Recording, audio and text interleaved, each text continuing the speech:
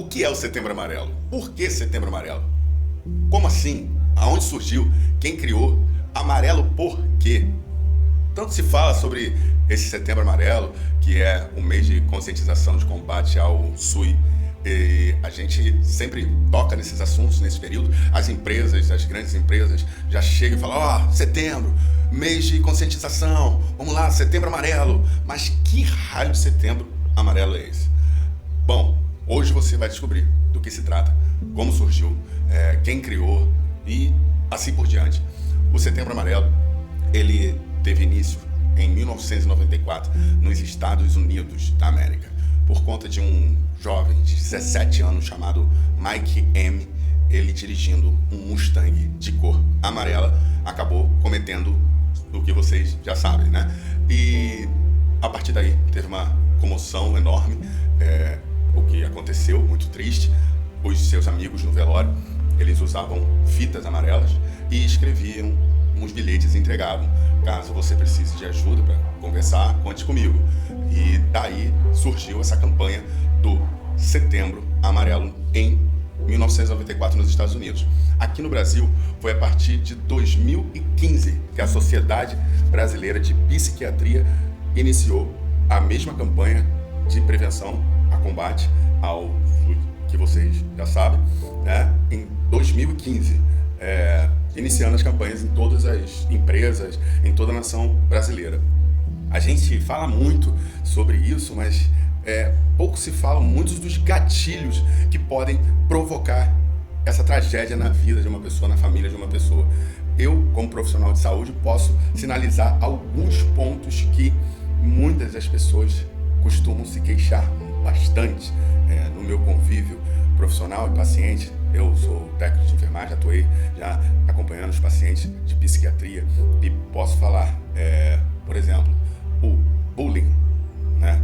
Na minha época, o bullying era uma coisa que não existia. Todo mundo se xingava, todo mundo se insultava, era uma verdadeira loucura. E não se falava tanto de crianças ficando cabisbaixa, ficando mais deprimidas, mas hoje as coisas mudaram.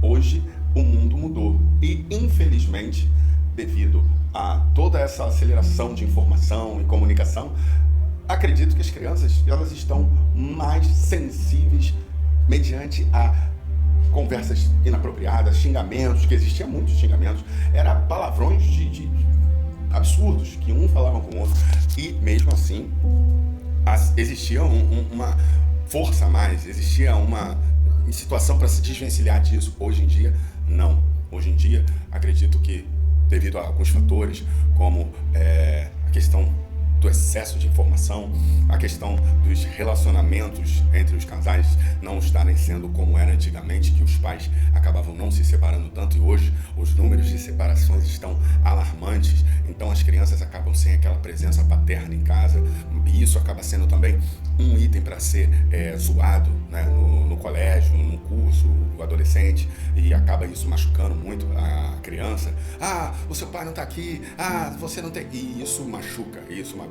Na realidade, se eu chegar para você aqui e ficar falando: você é um canalha, você é um vagabundo, você não vale nada, para você não vai fazer tanta diferença.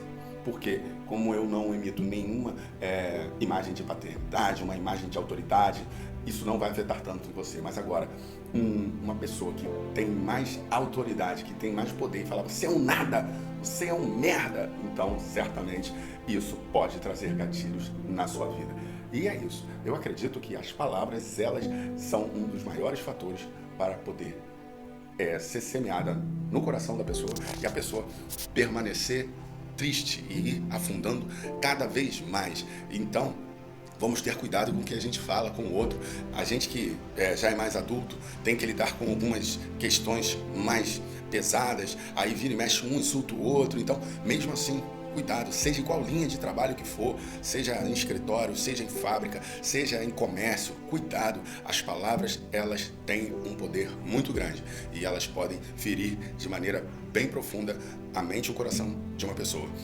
E outro fator que eu já falei, o bullying, eu já falei no caso dos jovens, referente a relacionamentos que não são mais tão duradouros como eram antigamente. questões financeiras, isso daí também, sem dúvida nenhuma, acaba trazendo muitos abalos à mente de um cidadão, de um chefe de família ou de uma mãe que está sendo a chefe de família, que hoje em dia tem muitas mães que tomam a frente, certamente, da família. Então, quando a pessoa começa a estar em escassez financeira, isso vai afetar certamente o seu psicológico. Então, a pessoa precisa estar buscando uma ajuda, buscando um acompanhamento, um psicólogo, conversar com os amigos. Uma coisa que eu sempre digo aqui, que é difícil, é assistência psicológica no Brasil. Poucos conseguem um acompanhamento adequado aqui no Brasil. Por exemplo, se a pessoa, vamos supor, precisar de um atendimento de saúde emergencial, vai ligar para o SAMU devido às inúmeras chamadas e ocorrências, até fazer todo o registro e o cadastro, dependendo da situação, a pessoa já acabou com a situação de uma maneira pior, né? E para onde vai quando a pessoa começa a ter esses problemas de saúde no serviço público? CAPS, Centro de Atenção Psicossocial. Para onde vai se o meu filho pequeno apresenta alguma alteração referente à questão do autismo, a outras questões neurológicas? Primeiramente, deve-se procurar um psicólogo para poder fazer um acompanhamento, um diagnóstico, fechar um diagnóstico, um neuropsicólogo infantil. E a gente consegue isso como? É isso. As empresas estabelecem, muito se fala sobre Setembro Amarelo, mas cadê a assistência para o povo? Cadê o povo conseguindo uma mão estendida do governo, dos governantes, daqueles que representam o povo? Não tem, não tem. É muito difícil, é um verdadeiro descaso com aqueles que realmente precisam. Então, muito se fala, mas pouco se faz. Então, vamos nos ajudar, vamos ficar atentos aos sinais que os filhos apresentam. Se ficar muito trancafiado dentro de quarto, não deixa, bota a criança para brincar, pegar um sol, conversar com os amigos, cuidado com a internet. Muitos programas de internet, no caso, acabam tendo fóruns que acabam falando com as crianças coisas que prejudicam a mente dela, influenciam ela a pensar coisas ruins. Então, toma cuidado com o que o seu filho está vendo na internet, toma cuidado também com a escola, os amigos que falam coisas pesadíssimas que podem estar afetando a mente das crianças. Eu falo muito das crianças porque eles são a nossa base, né, o nosso futuro, os nossos bem maiores. Então, vamos ficar atento quanto a isso. Se inscreve no canal porque é muito importante para eu continuar falando essas coisas para vocês aí sobre saúde. Valeu!